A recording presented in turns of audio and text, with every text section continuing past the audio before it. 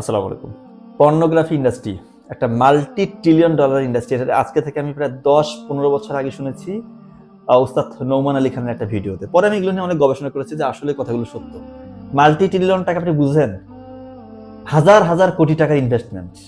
উদ্দেশ্য কি? উদ্দেশ্য হচ্ছে আপনাকে স্বাভাবিক সুন্দর জীবন থেকে দূরে সরিয়ে একটা অস্বাভাবিক, অসুন্দর, অসহিষ্ণু, যন্ত্রণাময় একটা জীবন আপনাকে সে উপহার দেবে। অর্থাৎ আলটিমেটলি আপনাকে সে অমানুষ করতে চায়। আপনার ইহকাল সে শান্তি তো দিবেই না, পরকালে আপনি হারাবেন। যেটা আমাদের মুসলিম হিসেবে আলটিমেট আমাদের ডেস্টিনেশন, আমাদের মূল উদ্দেশ্য থাকে যে পরকালে যেন আমরা ভালো থাকতে পারি। এখান থেকে আপনাকে কিভাবে দূরে সরিয়ে নেওয়া যায়, এই ইহুদি নাসরাতের মূল উদ্দেশ্য হচ্ছে এটা। তো কিভাবে তারা কাজটা করছে দেখেন, যারা পর্ন অ্যাডিক্টেড, স্পেশালি আমি মুসলিম যুবক ভাই বোনদের কথা বলছি, এরা যখন পর্ন দেখার পর যখন তাদের ডোপামিনটা রিলিজ হয় তার খুব ভালো লাগে। দেখতে দেখতে যখন হাই লেভেলের ডোপামিন রিলিজ হয়ে যায়, তারপরে সে খারাপ কাজটা করে ফেলে। এরপরে কিন্তু তার গিল্টি ফিল হয়, তার একটু ডিপ্রেশনে চলে যায়, তার একটু শেম ফিল হয়, লজ্জা লাগে। এবং এই যে একটা অনুভূতি, এটা কিন্তু তার যে ইমানটা আছে তার কারণে কিন্তু এই গিল্টিগুলো তার ফিল হচ্ছে, যেটা আমি কি করলাম, আল্লাহ তো আমাকে আল্লাহ তো দেখলো। ওই ফিলটা কিন্তু তার ওই সময় হয় যখন সে ওই খারাপ কাজগুলো করে ফেলে। তখন তার মনে হয় যে না, আমি আর এই কাজ কখনোই করব না, এটাই শেষ। হয়তো আল্লাহর কাছে সে মাপ চায়, আল্লাহ জানে আল্লাহ তাকে হয়তো ক্ষমা করে দেয়। 2 দিন 4 দিন যায়, রাতের বেলা যখন সে বিছানায় শুতে যায়, মোবাইলটা হাতে নেয়। শয়তানের অসওয়াসাই বলেন আর ব্রেইনের একটা ফোর্স বলেন, যেটাই বলেন, সে আবার ওই সাইটগুলোতে চলে যায়।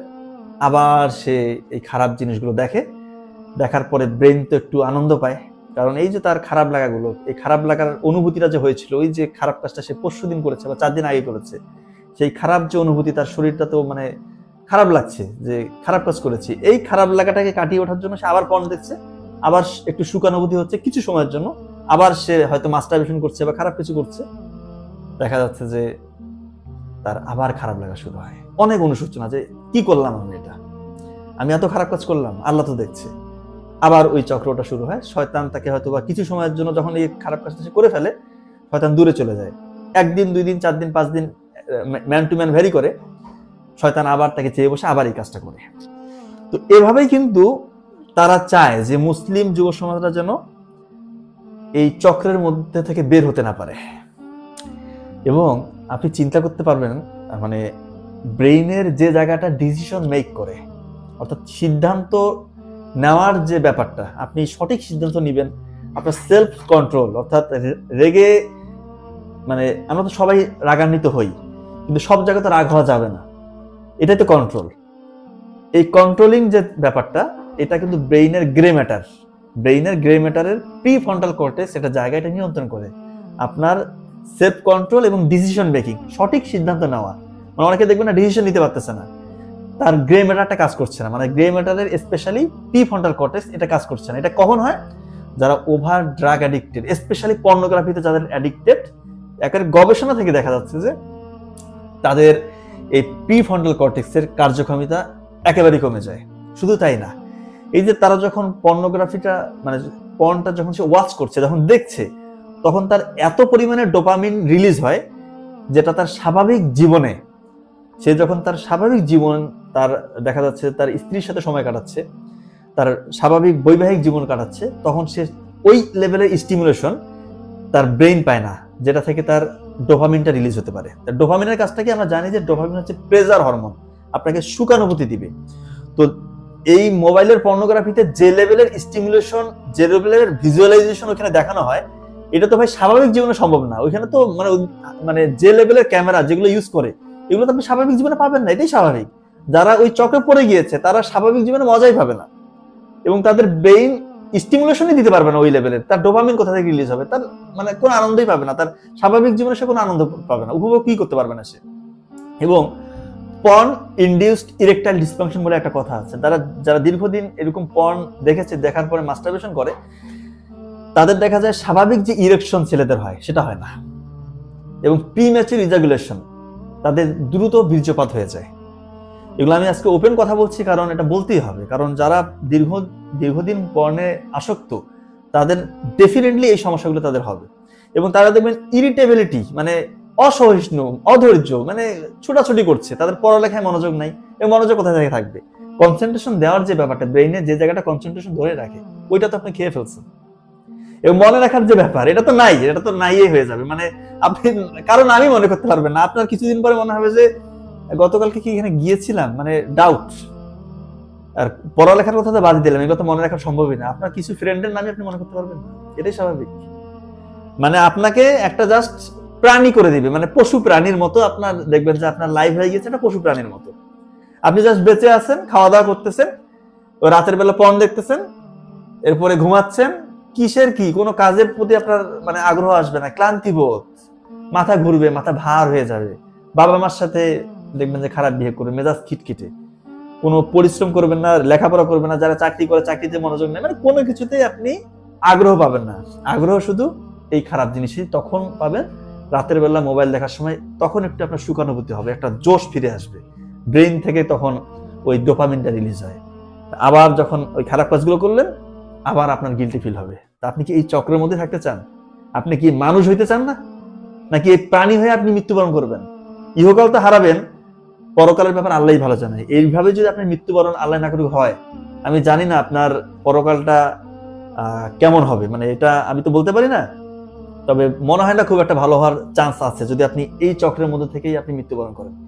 তো এই ভিডিওটা আমি এখন করছি কারণ হচ্ছে কিভাবে আপনি মুক্তি পেতে পারেন এর উদ্দেশ্যে। কারণ সামনে মাহে রমজান মাস, একটা সুবর্ণ সুযোগ, যদি আপনি বেঁচে থাকেন, আমরা বেঁচে থাকি, আল্লাহ তাআলা আমাদেরকে দিচ্ছে।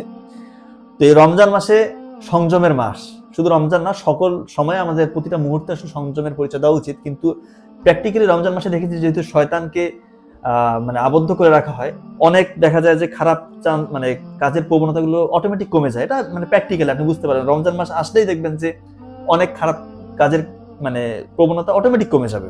তো এই সুযোগটা কাজে লাগাতে হবে। রমজান মাসে দয়া করে মোবাইলের ডিভাইস, কোন রকমের বাজে ডিভাইসের মধ্যে আপনি আবদ্ধ হবেন না।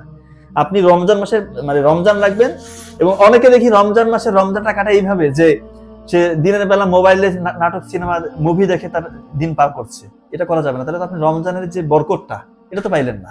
আপনার চোখের দৃষ্টি তো আপনি হেফাজত করতে পারলেন না। রমজান কি শুধু ওই যে উপবাস, এটা তো না। আপনার জিহ্বার হেফাজত করতে হবে, চোখের হেফাজত করতে হবে, আপনার মানে কানের হেফাজত, সবকিছুর আপনার হেফাজত করতে হবে। এবং তখনই তো আপনার আলটিমেট রোজার যে মানে হচ্ছে যে সিয়ামের মানে কি বলে এটাকে, মানে রোজার যে সওয়াবটা, এটা তো তখন আপনি পাবেন।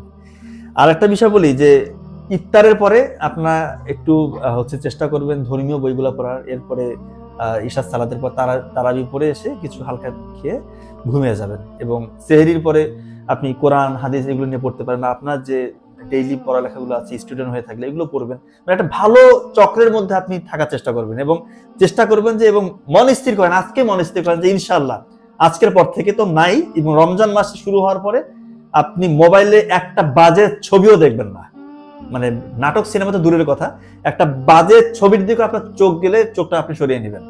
এভাবে ধীরে ধীরে যখন ব্রেইন কিন্তু মারাত্মক, নিউরোপ্লাস্টিসিটি একটা কথা আছে, নিউরোপ্লাস্টিসিটি বলে একটা কথা আছে। ব্রেইন একটা জিনিস বারবার যখন করে তখন সেটাতে সে অভ্যস্ত হয়ে যায় এবং তখন তার ওই কাজটা করতে ভালো লাগে। এই যে যারা পর্নোগ্রাফিতে অ্যাডিক্টেড হয়েছে, তার মানে সে কি ছোটবেলা থেকে পর্ন অ্যাডিক্টেড ছিল? কখনোই না।